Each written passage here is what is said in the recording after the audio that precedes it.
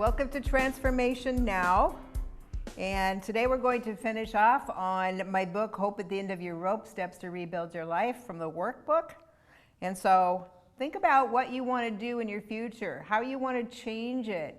What positive things do you want to have to replace some negatives that have maybe held you down, kept you from your goals, kept you from your dreams, your future? And so we're going to talk about that today. Again, I'm Rita Rocker Kraft with Transformation Academy, and just want to go forward with you and to really give you some great, positive, constructive things to do to really set you free, to rise and to soar and to triumph through transition, if that's what you're going through. And I have some great programs on that, so just keep those in mind as well. You know, where we left off at was turning winter into spring. Okay, like I said, it's been a long winter, and a lot of times life seems to go year after year after year after year after year being in the winter season. And we want to go forward with hope for spring, for newness. Right now, I'm so excited to see flowers and budding trees and green grass and all of that. And so we want to do the same thing in our lives to move and to go forward. And so where we stopped is, you know, talking about illness for one and talking about grief in the last one. And so really those hit us all. I went through 8 surgeries in 2 years, including a brain tumor, a jawbone tumor, and a shunt in my head, and all kinds of stuff. Meniere's disease, went deaf, colon ruptured. So, you know, we go through illnesses a lot of times. We go through grief. We lose people. But there's always hope for a new beginning, hope for tomorrow. And everything, like I said before, is temporary. So we focus on moving forward. You know, what I tell women a lot of times is get your combat boots on, ladies, but don't forget your mascara. And so I would encourage you all today to think about that. No matter what we're going through, we go forward. Okay? So grief again can be temporary if we allow it to. That doesn't mean we're going to forget the person or even a pet or something like that. No, that's not what it means, but it can be temporary. It's a process that's very necessary to go forward, to go on, to heal, and make those changes that are necessary while you establish your new normal in life. And so I learned when my late husband had passed away that there are 2 types of grief. One is constructive and one is destructive. And I thought, And so really when I started studying about that and thinking about it, that was so true. Constructive grief is letting yourself grieve, for one thing, and not just letting it fester inside of you and letting it, you know, stuffing it down so far that it's always there churning and hurting you. You don't want that. So constructive means dealing with it, finding people to talk to, dealing with on a daily basis, making some plans for new career, new job, open up friendships. Maybe if you lost a partner and you two spent most of your time together, start seeking new friendships to help fill that gap. So it's constructive, you're going forward. Destructive grief, on the other hand, is when we just kind of go crazy. We maybe get off into drinking a lot, doing drugs, just acting crazy, going out and spending whatever we have, whatever we don't have on things, just to do crazy things to try to forget our pain and forget our grief. And I understand all about pain and grief. I understand all about drugs and alcohol and how we try to numb ourselves through that. However, that's not the way to go forward. So remember, when you're grieving about something, constructive, not destructive. There's a huge difference. And so start thinking of things that you can do to establish a positive new normal. That is so important. And you know, it's okay to hurt. We need to do that. We need to clean it out. We need to let it go.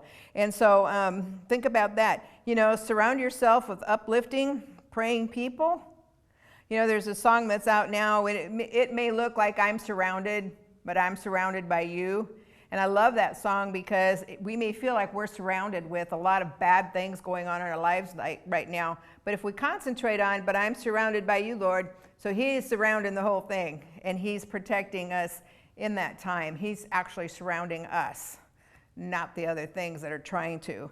And so think about that. Give yourself time to heal. You know, sometimes it's like, oh gosh. I remember when my late husband died and I thought, oh good grief, I wish it was 6 months from now. Okay, Why did I wish it was 6 months from now, shortly after he passed away? Because I knew I would have already gone through a lot of the process that I had to still go through in order to transition into a new life. And so, just think about that. Give yourself time to heal and just keep working it and keep working it. And, you'll have lonely times, you'll have happy times, you'll have everything in between, but you get up and you keep going. Renew your mind daily, whether it's with scriptures, with positive music, with flowers. If flowers make you happy, sit down and binge on funny old movies or something like that that could be uplifting to you and make you laugh, because laughter is a great medicine. And so think about things that could make you laugh and turn your time around right now when you're feeling down. Or even, take a drive in the car or go shopping and look in windows at cool things you like to do. Or if you're high tech, go into a high tech store. Just something that could really make you feel better at the moment while you're struggling through that. Set goals with a time schedule. It's like, okay, kind of like I guess I did, was thinking, I wish it was 6 months from now. Because 6 months from then, I didn't want to be feeling like I was an absolutely broken, lonely person. I knew I wanted to move on. And so think about that with a time schedule to boost your feelings of self-worth as well. I can do this. I can make it. I can go forward. I can learn new things. I can meet new people. Think about those things. That's so critical. And when you're hurt, like I said in the previous message, give a gift of love to someone else. They're all over. And so find somebody that really needs your gift of love, your help, your pat on the back, your words like, hey, you did a great job. Oh, you're beautiful. You are such a wonderful, kind, loving person. There's people out there that need to hear that because they're at the end of their rope. And so always, when you're hurting and you have grief, find someone else who needs it as much or more than you do. But that can be very healing. Versus getting into a mutual pity party and comparing losses and grievances, which will only deepen the wounds. So that's not the kind of fellowship that you want right then. But think of the positive ones. Choices, we make choices whether we are happy or not, believe it or not. We make choices in how our life is going to be. When I saw this gentleman, I believe I mentioned in a previous program, who had his legs blown off. He didn't have them, but his legs were blown off in Vietnam. And so instead of sitting in a VA hospital the rest of his life feeling sorry for himself, he decided to build up his upper body and enter a weightlifting championship. And he won the International Bench Press Weightlifting Championship. And they took it away from him for one really rotten reason, and that was because he was not wearing regulation clothing, which included shoes. The man had no legs, let alone no feet. And that made me upset, and I cried, but he didn't let that get him down. What he did instead was he built his body up very strong, and he had an apparatus built for his hands and for his trunk of his body, and walked across America swinging his body forward and back to try to bring to people's minds, one thing, to help raise money for hungry people, because this was like a ministry or project, but to let people know they can do whatever they believe they can. I just saw a few days ago a video of a young lady. She looked like she's probably, late 20s, and she was born with really just stub right here. That's where her arm ended. She didn't have any of this. She only had little stubby things like from her hips for legs. This woman painted the most beautiful, very intricately designed pictures. She painted with the brush in her teeth. It showed her taking these like the little stubby arms, putting on her makeup. She was doing all of these things, getting around. Her mom told her when she was just a little girl and had really, not much there, learned to make her own bed. So it showed her making her own bed and using the stumps, using her teeth, she made her bed. So again, it's choices. It's choices that we make, whether we want to go forward or we're going to sit in this. And so, God can give you a new plan if you ask him. I'm asking him, okay, recently I said, hey, I give everything back to you. You bring back to me what you want me to do. And I'm in it. And so I'm looking for him to bring back things that are really positive, really good, really helpful. And he can do the same for you. Just ask him. I need a new plan. Hey, I need a new plan, please. I'm lonely. There's been times when I would say, please, could you just put your arms around me so I could actually feel it? Because I'm feeling so hurt and lonely right now. And I can literally feel God's presence with his arms around me. So if you're feeling really lonely right now, you're feeling like nobody loves you, I'm serious. Sit down quietly and say, God, would you please put your arms around me so I can feel it? I can literally feel it. And he will do that. And you will feel that. It's pretty amazing. And so you think about loneliness. There's a scripture in Hebrews 13:5 that says he will never leave you or forsake you.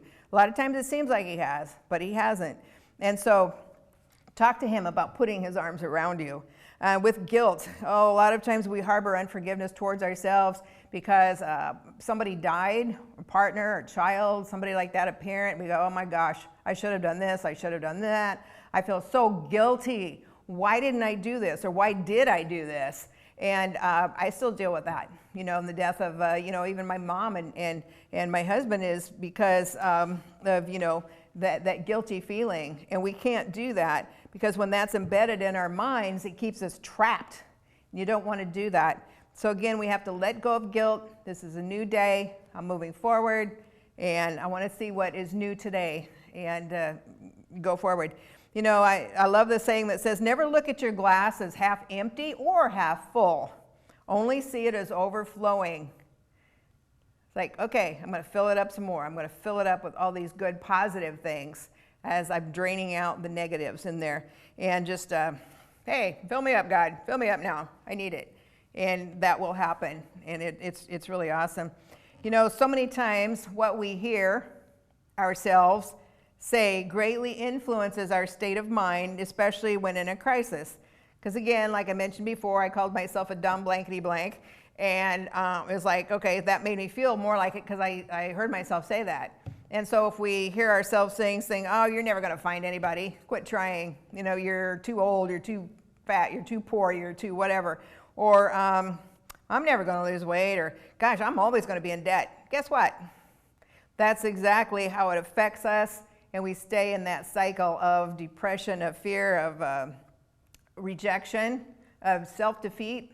All my life, I gave up things that I started before I finished them because I didn't want to risk fear of, I had fear of failure and fear of rejection. So, hey, the only way I'm going to not be rejected or not fail is I'm going to stop. I'm going to give up before I even have a chance to really prove myself. And so a lot of times we do that. But when you hear yourself say things, it's going to influence whether, hey, I might as well give up. Or, no, you know what? I am more than enough. I am worthy. I'm going forward. I'm going to find the right job. I'm going to work towards this. I'm going to take the classes I need. Whatever it is, you hear yourself say positive, constructive things about you, about your life. Maybe not about the situation you might be in right now, but about your life and how you can move forward in that. It's so easy to become nearsighted and unable to see beyond that little world of troubles that we might be into at the time and those disappointments. But again, stop. The first thing I ask you to do is count your blessings. A long time ago, when I was still married, but my husband was dying of cancer, I had been at the Mrs. America pageant because I was Mrs. Nebraska that year, and it was a really hard time, really, really hard time. But I was married, and I was, with all that stuff in Las Vegas, and exactly a year to the day later, I'm sleeping on a rock floor in Haiti, literally covered in bug bites, and a widow. And I thought, wow. And that's in my book too, Hope at the End of Your Rope. But what that did was it helped me to see how many blessings I needed to be counting. Was I starving? No. Did I have a bed and a home, a roof over my head? Yes. Was I going to risk somebody, cutting my arm off, cutting my leg off, like I saw a teenage boy? He stole a piece of bread, there went his arm. So, I started counting, do I have a needle and thread if I need something? Yes. Okay, so what we need to do is count our blessings. And when we have a bad day, what do we need to do? Count your blessings. I can hear. I'm deaf in one ear now. I don't like that, okay? But I can still hear, okay? I can hear, I can see, I can walk. I have family or I have loved ones or I'm intelligent. Start thinking of all the positive blessings that you have, especially living in America. And for anything that you see around you, You can walk, you can talk, you can hear, you can see. Those alone are massive blessings. And so start counting your blessings, and it really does switch your mind around. It really, really does. It's pretty amazing. And so think about gratitude because it can really move mountains. And so many people in all these classes, you know, about manifesting what you want. The bottom line is gratitude, because when we're grateful for what we have, we're literally bringing in more good things. And it really works. So you might think of that. And then just think, okay, what have you been doing for the past 10 years? And are these things steps, a roadmap that have helped you gain a better life? Educational classes, different friends, you know, support groups, starting an organization, learning how to play an instrument, anything like that? Or are they things that have actually helped push you back or keep you back? So think about the last 10 years. And then I'd really like for you to just really stop and think, what can I do now? What can I now do now that's different, that where I'm going to go forward? And so we make choices. Every day we make, every hour we make choices on if we're going to let something hurt us, make us angry. We're going to space it off and go on and do what our steps are really calling us to do. So think about that. And so I looked actually today and saw some things that Andrew Carnegie, great industrialist, had written many years ago. 6 steps to turn desire into gold. Okay, well, that was adapted from Napoleon Hill's book on a self-confidence formula. And so I saw these and I thought, you know what, I'd really like to share these today because I think they have some great wisdom, great advice in there. The first thing he said to do is focus your mind on exactly what you desire. Okay, and a lot of times we go, yeah, right, like I can get this. Why would I even focus on it? I know I can't get it. Well, that means you can't get it. So focus on what you actually desire, no matter where you are in life right now. You know, if you're not there, focus on what you do desire, though. Think about that. You're creating your blueprint for it. Actual activities or things that can bring you joy. Okay, we need to think about that. It could be whether it's impacting someone's life because you're a great singer and you want to join a group or something that sings and brings a lot of pleasure to other people. Making great meals, feeding the homeless, giving them something you have in your car when you see somebody that you can tell they really are hungry. They're not just, you know, using the system. They're really hungry. That's something else. Focus your mind on even feeding people is like you're a provider. You know, you have a gift of hospitality. Traveling for fun. Maybe you want to focus on that. Maybe you want to travel, so you start focusing on the travel shows. Get your mind going on ways that you can end up being in that mode where you can travel. Maybe you want to write a fascinating book. And so what do you desire? Do you desire that? In that case, start focusing on it. Start writing down notes every time you get inspirational ideas or notes or thoughts. Keep them in a notebook so you actually are starting this book. And then the other steps to that will fall into place. Maybe you want a new home, a new career. What can you do for a new career? What classes can you take if you can afford school? If you can't, there's a bazillion classes, courses online that you can do. Do you need a new makeover? I mean, could be, you know, for the women, they can go into a store and say, hey, I need a new makeover here. Or find somebody. I work with people and do that. So there are so many things that you can do to get that start. So focus your mind on what you desire, not on where you are now, because the how is going to come directly from above, and the steps will be laid in front of you as you really focus. Hey, I'm going for that. I'm going towards it this time. I really am. I'm going for it. I'm not letting the fear, I'm not letting people's comments affect me anymore. No more. I'm going forward. The second one is determine what you intend to give in return for what you desire. Oh, really? I mean, I have to give something back? I can't just take it? That's correct. Okay, there's no such thing as something for nothing. Again, that could be, I'm going to care for this person's mom, this person's disabled child, and in return, they're going to help me learn how to control my finances, to manage. I'm going to cook for someone, and in return, they're going to give me a little extra cash that I need. I'm regretfully going to turn off the TV, take some classes, and use my TV time for what? Homework. Okay, that's not easy a lot of times, but what you're doing is, what can you give in return? Your time, maybe your money, your prayers, your support. Think about it. What's the trade-off here? But it will reap great benefits when you do that. Another thing is establish a definite date you intend to possess that, because it's so easy to go, oh, someday, oh gosh, I wish. Well, maybe one of these days. No, actually establish a date. Because of some things that happened to me recently that were really kind of not so nice, I ended up having to get a different car.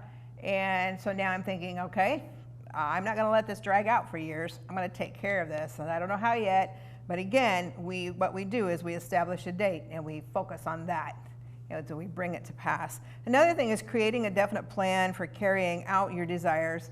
So once you begin, ready or not, take your plan into action.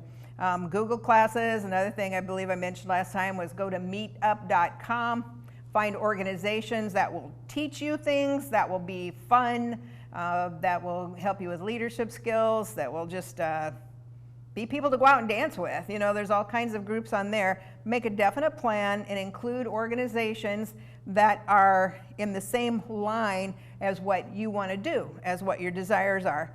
And so you're turning those desires into gold as you keep taking those steps forward. Write a clear, concise statement of what you intend to acquire, which could be more education. It could be, again, new friends or whatever the case may be. You need to acquire a new home where you can actually put an office into it, whatever the case may be, and a time limit for that acquisition of that. So describe that clearly so you have a clear focus in your mind, in your brain, about what it is, and I intend to have this by 6 months from now, a year from now, and then the first step I need to do is sign up for some classes, go visit some people, send out a questionnaire, because I'm interested in helping people in this particular area. So I'm going to send out a questionnaire to everybody I know. Hey, what are your most important needs? What are your desires? What would you like to see happen in your life? And start collecting information that way that you can use later on. So think about relationships, again, the classes, the seeking jobs, maybe in a new city. Maybe you just need to get out of town and you need to go somewhere else. Start looking on the internet for jobs in the new city and start applying for those. There's so many things that we can do without actually getting out somewhere and actually moving.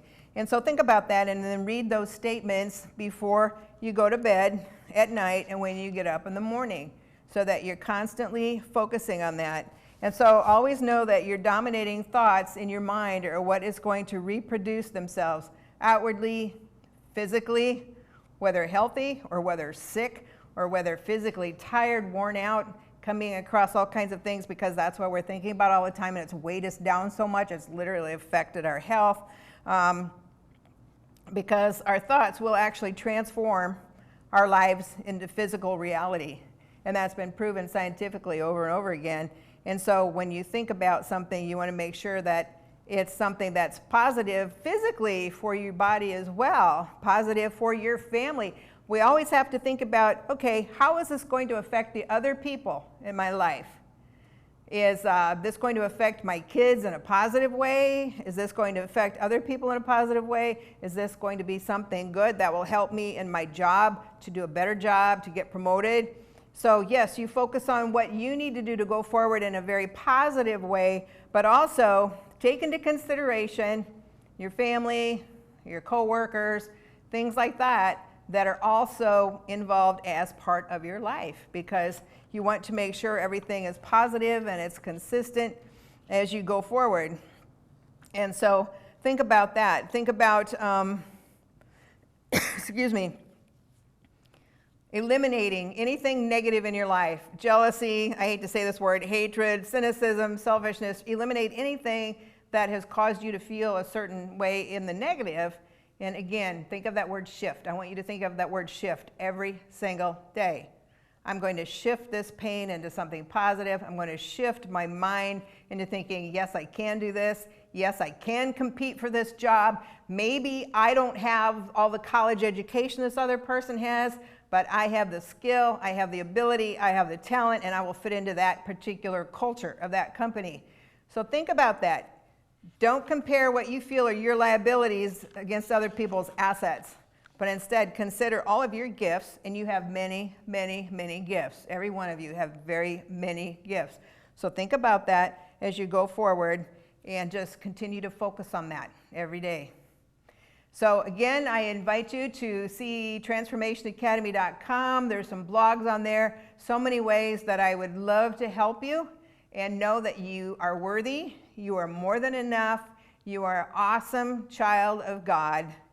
And so go forward and be blessed, and I look forward to talking with you some more in our next program. Have an awesome week. Bye.